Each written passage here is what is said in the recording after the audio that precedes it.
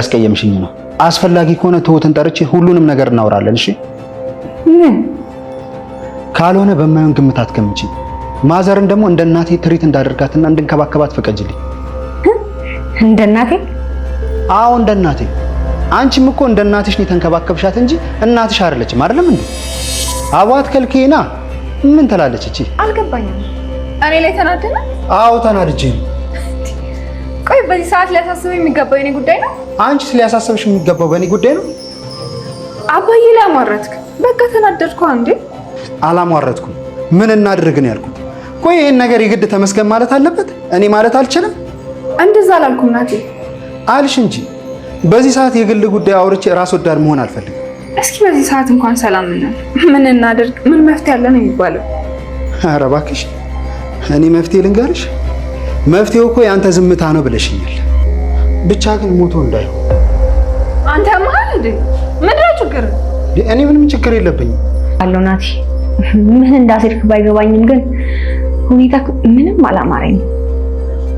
ቆይ እንዴት ነው የገመትሽኝ? ወይንስ እኔ ቆይ በሰው ሐዘን ምን አደርጋለሁ? አላውቅም። የእናቴን የዋህነት ተጠቅመህ እያደረካቸው ያሉት ነገሮች አላማሩኝም። ትሰምኛለሽ እድል፣ ሐሳቤ ክፋት እንዳልነበር ባለፈው ነግሬሻለሁ። የኔ ሐሳብ የነበረው ማዘርን ከተመስገን ቀድሜ ለማግኘት ነበር። ጉዴ እኔ ነኝ ጦሰኛዋ። ምን አለበት እኔ እዛው ቤት ያርፌ ቁጭ ባልኩኝ እዚህ ባልመጣሁ። ጦስ ይዤባችሁ ነው የመጣሁት ልጆቼ። ሰው ተጎድቷል። ሴት በዛ ላይ ደግሞ አንቺ ሆንሽብኝ እንጂ ሌላ ሰው ቢሆን አንጥሬ ነበር የምለቀው እስካሁን። አሁን እኔ ላይ እንደዚህ ብትጎረርም በጣም ብዙ ጊዜ አስለምኛለሁ። እሺ አንቺ ላይ አልጎረርም፣ ግን ደግሞ በሰዎች ፊት አትናገሪ፣ ካልሆነ ደግሞ አስቀይምሻለሁ። እያስፈራራኸኝ ነው? የምፈራ መስሎ ነው ወይስ የምበሽቅ መስሎ ነው? የአባዬ ሰው ላይ አደጋ መድረስን ለናቲ ትልቅ እድል እየፈጠረለት ነው የሚመስለው። ናቲም እንግዲህ የአባዬን ሞት እስከ መመኘት ድረስና እንደ መርዶ ነጋሪ እየደወለ ለሌሎች ራሱ ሲያቀባብል ነበር ማለት ነው። ትሁትም ይሄንን ሀሳቡ በማሰቡ ብቻ በጣም ተቀይመዋለች ማለት ነው። አባዬ ይሙት አይሙት ምን ይሁን አይሁን ሳያቅ እንግዲህ ሞቷል እያለ በአይምሮ የሚያስበውንና የሚመኘውን ነገር ለፊት ላይ ሲያንጸባርቅ ታይቷል ማለት ነው። ትሁትም በዚህ ነገር በጣም ተናዳበት ነበር፣ ግን ደግሞ ነገሮችን አስተባብሎና ሐሳቢ መስሎ ለማሳመን እየሞከረ ነበር ማለት ነው። ይሄ ብቻ አልበቃውም እንግዲህ የአባዬንም ህይወት ሆነ የሌሎቹን ህይወት በጣም ለማክበድ ውስብስብ እያደረጋቸው ነው ነገሮችን ማለት ነው። ችግሩ ከተመስገን ጋር ቢሆንም ግን ደግሞ እሱ አሁን ላይ ለማጥቃት እያሰበ ያለው አባዬንና ትሁትን ነው ማለት ነው። ተመስገን ጋር ብዙም ባይስማማና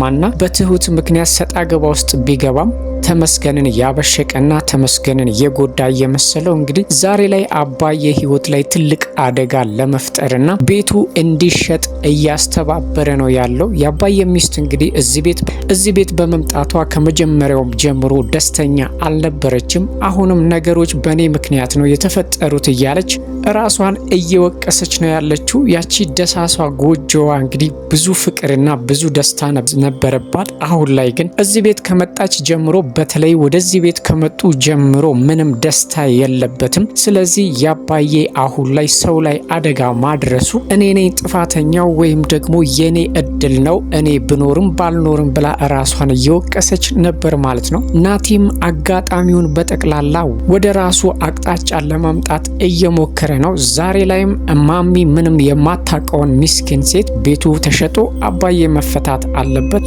ለተገጨው ወይም ደግሞ አደጋ ለደረሰበት ሰውም ካሳ የሚሆን ብር ቤቱ ብቻ ነው ሊችል የሚችለው ብሎ እንግዲህ ሀሳብ አቅርቦላት ማሚም ምንም የምታውቀው ጉዳይ የለም። ስለዚህ እሷ አሁን ላይ እያሰበችው ያለችው ስለ አባዬ መፈታት እንጂ ናቲ ከጀርባው የያዘው ተንኮልና ደባ ምን እንደሆነ በፍጹም አልገባትም፣ ሊገባትም አይችልም። እሱ እንደ እናት እና እንደ ልጅ ቀርቦ ነው እያታለላት ያለው ማለት ነው። እውነታውን እንግዲህ በጊዜ ብዛት ካላወቀችበት በስተቀር አሁን ላይ ናቲ በማሚ ለመጠቀም እያሰበ ነው ያለው። እድል በበኩሏ እናቷንና ናቲን እንዴት አድርጋ ልትለይ እንደምትችል ግራ ገብቷታል ማለት ነው። የናቲ አኳኋን ከጅምሩ ጀምሮ በጣም እያታለላቸው ስለመጣ አሁን ላይ ለናቲ ያላት እምነት የጠብታ አህል እንኳን አይሆንም። እድል ባገኘችው አጋጣሚ ናቲን መሸሽና መጠራጠር ነው የያዘችው ማለት ነው። እሱም እንግዲህ ጨዋ መስሎና ለነሱ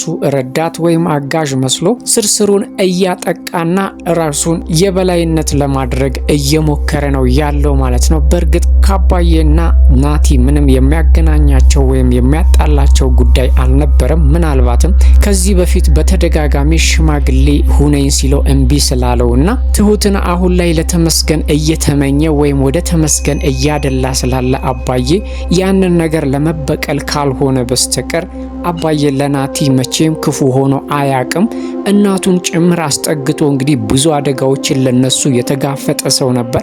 ዛሬ ላይ ግን ናቲ ምንም ባልተጨበጠ ምክንያት አባዬን ለመጉዳት እየጣረ ነው ያለው። ሚስቱም እንዳትገኝ ብዙ ጥሮ ቢከሽፍበትም አሁን ላይ ደግሞ ያመጣው ሀሳብ ቤተሰቡን በጠቅላላ ሰላም የሚነሳ ሆኗል ማለት ነው። ትሁት ግን ይህንን ሀሳብ ተመስገን ያመጣው መስሏታል ማለት ነው። ተመስገን በጣም መልካም እንደሆነና ከበፊቱ ማንነቱ በጣም እንደተቀየረ በግልጽ እያሳየ ነው። ለአባዬም የሚችለውን ሁሉ ነገር እያደረገ ነው። በተቻለው መጠን እንግዲህ እስከ 400 ሺህ ብር ያለችውን በሙሉ ለአባዬ ለማዋጣት አቅዷል ማለት ነው። ናቲ እኔ አዋጣለሁ ብሎ ቢያስብም ግን ደግሞ የውሸቱን እንደሆነ ግልጽ ነው ማለት ነው። እሱ ፉክክሩ እንግዲህ ከተመስገን ቀድሞ መገኘትና ለትሁት ከተመስገን በላይ አሳቢና ጠንካራ ሆኖ ለመታየት ነው እየሞከረ ያለው። ናቲ እየሄደበት ያለው መንገድ በየሰከንዱና በየደቂቃው ከትሁት የሚያርቀውና ትሁትን የሚያሳጣው እንደሆነ በፍጹም አልገባውም ማለት ነው። እውነት ተደብቃ አትቀርም፣ እውነቱ መውጣቱ አይቀርም። ዛሬ ላይም እንግዲህ አሁን ለማሚ ያቀረበው ሀሳብ ትሁትንም ሆነ ተመስገንን በጣም አስደንግጧል። በዛ ላይ እድልን ደግሞ በጣም ነው ያስደነገጣት። እናቴ ይህንን ነገር ልታስብ አትችልም ብላ ብታስብም የናቲ ሀሳብ እንደሆነ ግን አላወቀችም። ማሚም እንግዲህ አባዬን መፈታት እንጂ ይዞ የሚመጣውን መዘዝና አባዬ ይሄ ቤት ቢሸጥ ሊከፋ ወይም ደግሞ ሊቆጭ እንደሚችል በፍጹም አልገባትም ማለት ነው። ተመስገን ግን ይሄ ሀሳብ የማን እንደሆነ ለማወቅ ጊዜም አልፈጀበትም። ናቲ እንደሆነ ገብቶታል ማለት ነው። ናቲም ይሄንን ነገር ትሁት እንዳትሰማ ቢጥርም ትሁት ግን እንዳጋጣሚ ሆኖ ነገሮችን ሰምታለች ማለት ነው። ስለዚህ አሁን ላይ ምናልባትም ለናቲ ያላት ሀሳብና እውነታ ፍልትው ብሎ ሊታያት ይችላል ማለት ነው። አሁን ላይ ናቲ ነገሮችን ከትሁት ለመደበቅ ቢሞክርም አንድ አጋጣሚ ግን ትሁት ጆሮ ደርሷል የናቲ ተንኮልና ሴራ ማለት ነው። ሌላው የተመስገንና የትሁት ነገር እንግዲህ ቅጡን እያጣኑ ያለው እና ትሁት እንግዲህ በተመስገን ፍቅር እየናወዘች ነው ያለችው። ከዚህ በፊት ብዙ መስዋዕት የከፈለላትና እግሯ ላይ ወድቆ ሲለምናት የነበረችው ሴት ዛሬ ላይ ችላ ብሎኛል፣ እንደ በፊቱ እየሆነልኝ አይደለም ብላ ስላሰበችና በዛ ላይ ደግሞ ከእድል ጋር ግንኙነታቸው እየሰፋ መምጣቱን ስታይ ቅናት እያብሰለሰላት ነው ያለችው ማለት ነው። ተመስገን ምንም የሚያውቀው ጉዳይ የለም እስካሁን ድረስ ለእድልም ምንም አይነት ስሜት የለውም የአባዬ ቤተሰቦች ስለሆኑ።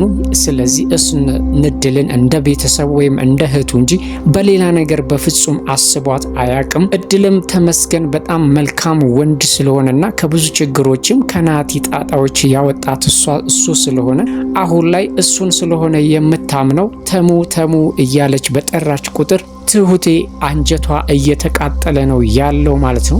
እንግዲህ በአጋጣሚም ትሁት ተመስገን ስልክ ላይ ስትደውል አጋጣሚዎች እንዳይነሳ ቢያደርጉትም እድል ደግሞ ስትደውል አንስቶ ስላናገራት ከኔ ጋር ትልቅ ችግር ቢኖርበት ነው ብላ ቅናት ፊት ለፊት እንግዲህ እያጋያትና እያቃጠላት ነው ያለው ማለት ነው። ተመስገንንም አሁን ላይ ለመቆጣትና ለመሳደብም እየፈለገች ነው ያለችው። እሱም እንግዲህ ገብቶታል ናፍቆት ወይም ደግሞ ፍቅር እንደዚህ እያንጨረጨራት እንደሆነ በተለይ ደግሞ ከእድል ጋር ባለው ግንኙነት ደስተኛ እንዳልሆነች ግልጽ ሆኖለታል ማለት ነው። ትሁት ግን አሁን ላይ ለተመስገን ያላት ፍቅር ጋሃድ እየወጣና ፊት ለፊት ላይ እየታየ ነው ያለው ማለት ነው። ምናልባት አሁን የናቲን ማንነት ስላወቀች ሙሉ በሙሉ ትኩረቷን ወደ ተመስገን የምታረግበት ጊዜ ሩቅ አይሆንም። በዛ ላይ ለተመስገን እልህ ብላ እንግዲህ ናቲ ሽማግሌ እንዲልክ እያሰበች ነበረ።